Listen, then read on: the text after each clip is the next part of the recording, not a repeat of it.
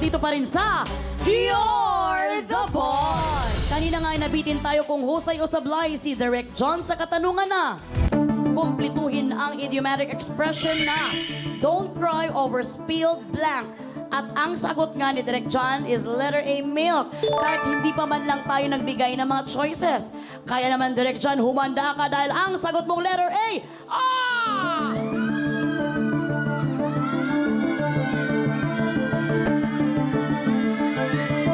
husay! Tama ang sagot mo! Hey! Alam mo, akala ko milk ang sagot mo dahil isa ka talagang papshi. At diba, pag mga tatay talaga alam talaga, milk ang number 1. Well, dahil good job ka ulit, makakakubra ka sa pasahod ng boss natin ng 1,000 pesos. Pero bago ko tawagin ang baby girls natin, ibig sabihin nito, ang ibig sabihin ng idiom na ito ay huwag ma-upset o mag-worry sa mga bagay na nangyari na hindi mo mababago. At tama yung sinabi ni Direk John. English lang yung sinabi niya. Kaya naman, baby girls o JDs, kukubra na siya! JD's Kukubra na yan! Kukubra na yan! Kukubra na yan! Thank you. Maraming salamat, baby girls o JDs! Nakakubra na siya! Nakakubra na siya! Nakakubra na siya! Ayan na nga, nakakubra na nga ang ating trabahador at siya ay may paunang ipon na 2,000 pesos. Pangalawang ipon na pala, 2,000 pesos. Pero partner, nangangamba ka na ba? Hindi pa, partner. Kasi pahirap ng pahirap ang challenge natin eh. Hindi masisiro yung mga boss katropais ko. Tapos, boss katropais, no? Kung meron tayong manonood ngayon na heartbroken, naano ko lang dun sa don't cry over spilled milk. Kung heartbroken ka man ngayon, ang ganda kasi nung sinabi ni Direk John kanina. So, ihalin tulad ko lang po sa buhay pag-ibig, ano, kapag kayo po ay iniwan, huwag nyo pong hahabulin.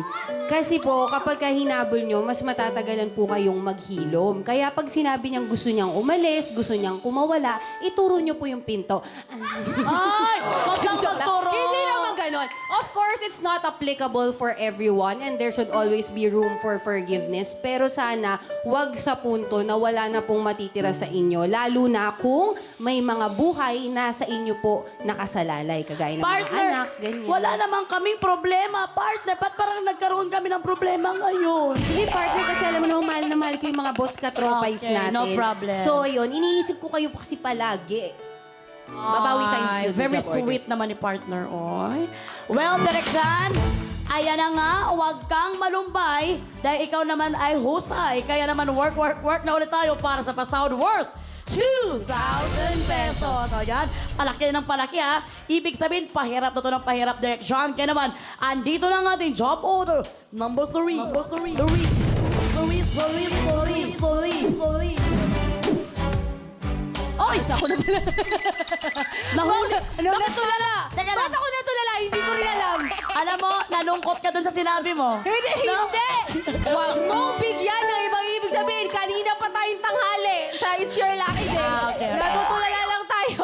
Mga boss, for approval niyo po ulit ang utos, mag-login na sa pi.com.ph para sumali. Mula po sa lahat ng makikipindot for this job order, 5 po ang makakakubra kapag sumablay ang ating trabahador. Boss, ano po ba ang gusto niyong iutos kay Direk John? At your service or lapis-lapis walang kulang? Mga boss, i-challenge po natin mabuti ang ating trabahador. Meron kayong 30 seconds para pumili dahil katropais. You're the boss! Direk John, saling utos o challenge. Ikaw gagaling. Dito ba sa at your service or lapis-lapis walang kulang? Kahit ano na lang, hindi naman ako nasusunod. Noong una, pumipili pa ako. Basketball, o kaya, tapos tatanong sa akin yung lalim Iba pala. rin pala bubutoy na. Nakakatampo din naman talaga yung mga boss katrop. As well, hayaan na lang daw kayong magdesisyon. Sabi ni Direk John, kaya naman, Jen, ano ang approve, John? Time is up mga katropais. You're the boss. Ang utos na approve sa mga boss natin with 80% ay lapis-lapis walang kulang. Caring-carry pa rin po kaya ang utos na ito, panoorin po natin. Katropais! You're the boss! At ang mga sekretaryo sa opisina, boss yan sa husay mag-take down ng notes para walang makalimutan. Kaya para sa utos si boss, mula sa likod ng palad, kailangan lang masalo ang lahat ng mga lapis na nakalagay sa bawat station gamit lang ng isang kamay. Parami ng parami ang lapis. Try and try hanggang magawa ito at makarating ka sa dulo. Para sa utos na ito, meron kang 60 seconds. Sa ginawang evaluation ng ating Board of Testers of Bots, 6 out of 10 bots ang husay sa job order na ito. 4 naman ang sumablay. Kaya ito ay may job rating na carry pa. Trabahador, good luck para good job! Yan ang utos ng mga boss natin para sa job order number 3 na may pasahod na 2,000 pesos. Ang cute ni Direk Jan. Sabi ko, Direk Jan, kaya mo yan siya. Okay lang kung ano mangyari kasi para mabigyan din naman natin ng mga boss katropais. Sabi niya, kasi siya na lang sinabi daw niya nga lagi. yun. Ang sweet mo naman. Iwag na natin ting laruin to. Ito na nga ang gagawin mo, Direk Jan. Mula sa likod ng palad, kailangan mo masalo lahat ng lapis na nakalagay sa bawat station gamit lamang isang kamay. Sa loob ng 60 seconds, ito ay may job rating na carry pa. Dahil 6 out of 10 Board of Testers ang husay na nakagawa nito. Direk John, ready ka na ba? At dahil ready na si Direk John, work na! Oy, very good. Hop! May nahulog isa. Isa pa. Hop! Ay, malulog isa. Hay! Ay! May nahulog na isa. May nahulog na isa. Sorry. Isa pa, isa pa. 39 seconds. Okay, very good. Last one. 30. Ay! Sabog na. Madami na to eh.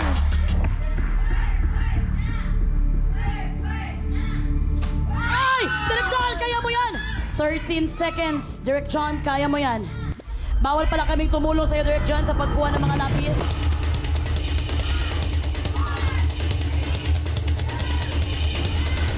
Ay! Yung pag ganun mo, parang may swag pa rin na sa'yo, no? Sabi, parang may pag ganun pa rin si Direk John sa Okay na po lapis yan. niya. Okay na po yan. Mahirap yun, ha? Okay na po. Oo. Mahirap kitang-kita natin na sa huli na lang sana ang gagawin niya. Nakailang ulit siya pero ang hirap talaga, sumabog talaga sa dulo. Kaya naman siya ay sablay. Muntik pa ako sumablay dun sa pagsabi ko ng Direk John, samahan mo kami dito, Direk John. Ano ang nangyari dun sa pinakadulo? Siguro masyado na madami. Medyo mahirap na siya pag inangat mo na siya, mahirap na siya makontrol para Oo. makuha. Sumasabog talaga siya eh. Oo. Kaya talagang ito talaga yung challenge dito sa You're the Boss, yung pahirap ng pahirap. Pero tama naman yung feeling ko nga, parang may pagkawala kang gana sa paglaro kanina. Meron! Meron. Kino-compose ko lang yung sarili ko kasi kailangan sa mga ganyang laro, focus ka. Hindi kasi akala ko gusto mong ibigay talaga sa mga boss natin. Na sinabi niya rin talaga kanina. Oo, wow. Well, Direk Jan, alam ko hindi ka naman nalulumbay pero ikaw ay sablay. Wala ka munang sasahurin for this job order pero sayong-sayo naman yung 2,000 pesos na nakuha mo na kanina.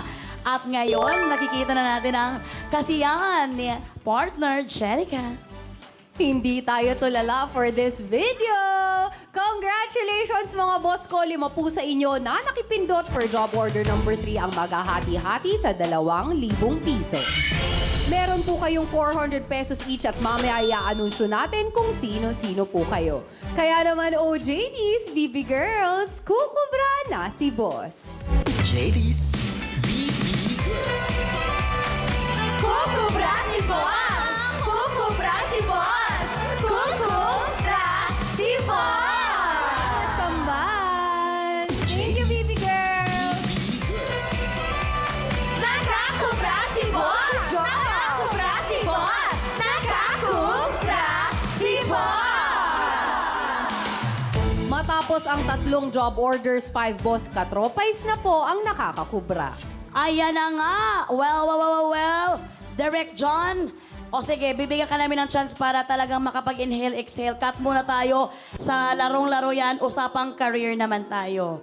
Partner, pwede bang ikaw na magtanong this moment of time? Ayan, Direk John, nasubaybayan ng mga boss natin ang dedication mo sa iyong career mula bata. Ngayon, isa ka namang direktor. Paano mo nahanap yung passion niyo po sa pagdidirect? Paano ba? 2017, nung gusto ko lang, actually, when nanood ako nung Coldplay, yung unang-unang Coldplay na nagpunta sila dito. Tapos nung nanood ako nun, sabi ko parang gusto kong maging concert director. I was so amazed. Tapos parang yung naramdaman ko nung concert na yun, yung kakaiba, yung parang it was more than the performance, more than kung gaano kagaling sila Chris Martin.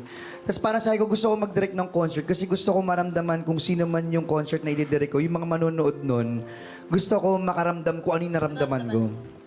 So, from then on, nagkaroon ako ng opportunity to work with Moira. The first ever concert of Moira ay kaibigan namin nila Sam. Nanood kami noon. Parang pa Taylor Swift ngayong datingan yun ng concert na yun. Yung may autumn. So, yun yung first concert ko na nag-produce din ako kasi parang feeling ko pag hindi ako magpo-produce, walang maniniwala na magdidirect ako. Kasi syempre, bakit? Pag magdidirect ako, bakit? Baka ganun ako. Hindi naman ikaw na nag-iisip noon. So, ako nag-produce din ako kami together with Sam and Angelica. Sila yung dalawang taong unang naniwala sa akin at sumuporta sa akin. Kaya, after nun, nung concert na yun, nilapitan na ako ni Kay Brosas, ni Eric Santos. That was 5 years ago din, na gusto nila magpa-direct ng concert nila. So, sabi ko, yes, may sahod na ako. Hindi. Ito, sasabihin ko lang kasi may trivia din sa pagiging director niya.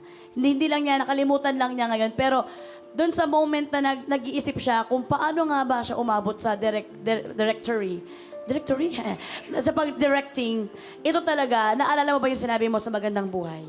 Na malaki din ang role ni Direk Lauren. Yes. Kasi na-off pa siya. Ikwento mo nga. Yeah. For television kasi, kailan ba yun? Siguro mga... Host ka ng Pinoy Big 10 Brother. years ago, for renewal yung contract ko sa ABS noon. Tapos parang in-offer sa akin ni Direk Lauren that time is, sabi niya, Prati, gusto mo ba mag-direct?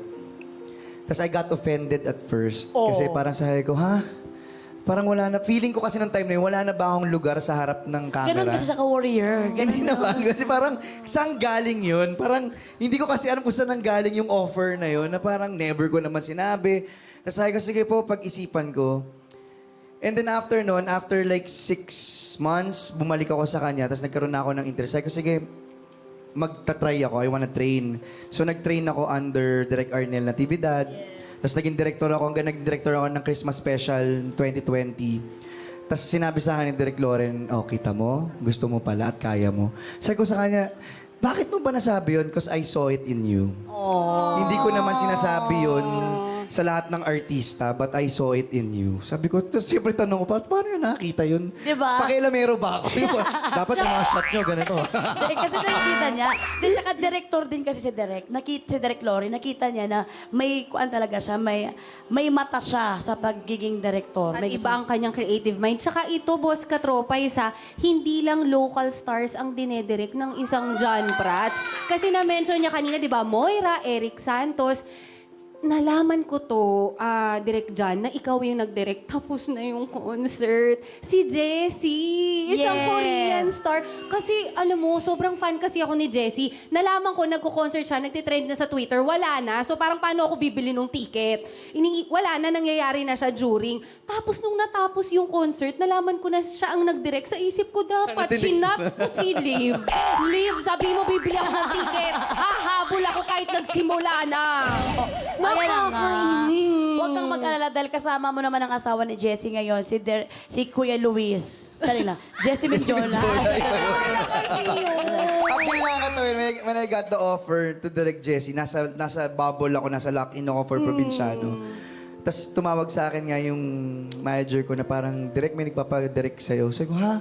Sige, sino yan? Paglabas ko ng bubble pa yan, no? Kasi di ba usually 3 months and then sabi niya, oo, si Jessie daw. Sabi ko, Jessie, totoo yun. Jessie Menjola. sabi mo. Totoo yun. Sabi niya. Nuno na anak kasi. Sabi niya, hindi, yung Koreano. Sabi ko, hindi talaga Korean? Parang ba't ako? Paano niya na ako nakilala? And apparently, the local producer sent few directors na merong tas ang Korean team yung namili to direct the Oo, di So, International ka! Diba? so although hindi ko kilala, nalaman ko, nakilala ko na lang siya kasi sinabi sa akin ng manager ko, siya yung kumanta ng Zoom In, Zoom Out. Zoom in.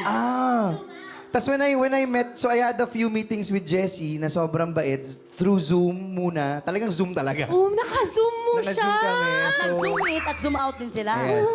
And then kasi dumating siya rito the day before the concert, straight to rehearsals na kami. So doon na lang kami talaga. Grabe talaga, international talaga si Direk John.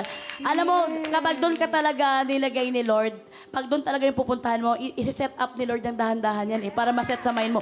Hindi naman sasabihin ni Direk Loren kay Cesar na pwede ka maging director, di ba? Kaya talagang, Cesar, ito ang tagatulak ng camera namin. Kaya talagang ang galing talaga ni Lord, di ba? We love you, Cesar. I love you, Kuya Cesar, our future cameraman. Yes! Kaya naman, tama na ang kwentuhan. Wala tayo sa magandang buhay na John. Balik trabaho na ulit tayo para sa Pasound Worth. 2,000 pesos. Kaya naman, narito ng job order. Number 4. Merry Christmas. Oras na po ulit para mag-approve kung ano ang dapat itanong. Mula po sa lahat ng makikipindot for this job order, 5 po ang makakakubra kapag sumablay ang ating trabahador.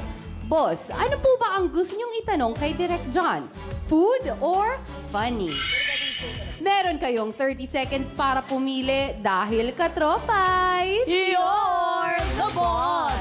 Direk John, may ibubuga ka pagdating sa comedy. Gusto mo ba ng funny or mas gusto mo ng usapang foodie? Pareho kong gusto yun. Pero sige, kung ako papiliin, gusto ko yung funny. Funny ang gusto.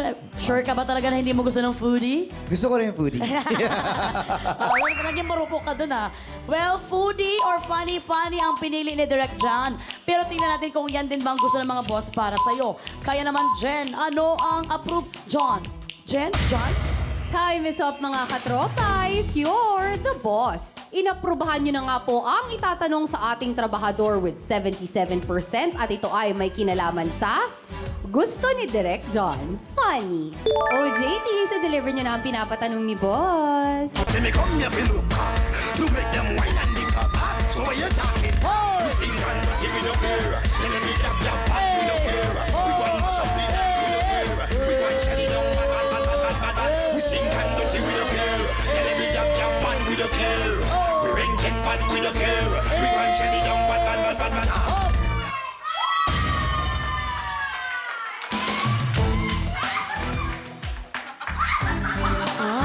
Maraming salamat, baby girl Ange. Talagang ayaw niyang tapusin hanggat hindi ko kukunin, no? Eto na nga, Direk John, para sa job order number 4 na may pasound na 2,000 pesos. Narito na ang katanungan ng mga boss. Para sa category na funny, sa American TV series na Friends, ano ang pangalan ng twin sister ni Phoebe Buffay? Ano ang pangalan ng twin sister ni Phoebe Buffay? Letter A, Janice. Letter B, Emily. Letter C, Carol. Letter D, Ursula. Letter E, Susan. Correct me because I am always wrong. Letter B pala is Emily. Naging Emily. Bisaya kasi ito dati. Alam mo, asawa ko mahilig sa Friends Sobrang favorite niya to. Kung may call a friend, pwede ba call a friend niya? Gugustuhin man Wala namin. Gugustuhin namin Direk John, pero wala kaming load dito sa studio. But I have a feeling letter B, Emily. Letter B, Emily, ang It's gusto ni... either A, Janice, or B, Emily. Feeling ko lang I'll go with, sige, B. Pero nanonood ba ngayon si Fan talaga siya Kompleto siya nung time ng Nanonood DVD. siya ngayon sa You're the Boss natin. May, hindi ko alam. Alam mo kung nanonood ngayon, talagang sigaw-sigaw na yun siya ngayon. Visit siguro yun sa akin Oo. ngayon. Well, ang narinig ko sa'yo is Emily, letter B, and B. letter A, Feeling ko. Janice. Pag-isipan mong mabuti dahil ito'y nagkakahalagang 2,000 pesos. Pinapaalala ko lamang sa'yo dahil nung job order number 3, ikaw ay sumablay.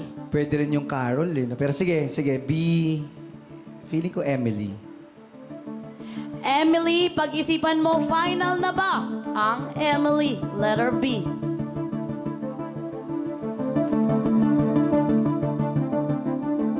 Final. Ayan na nga. Talagang pinag-isipan ng mga 5 segundo.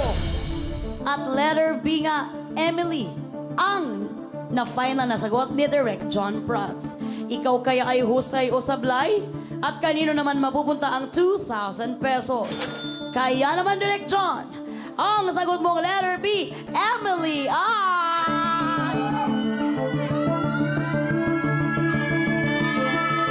sa aming pagbabalik dito sa You're the Boss!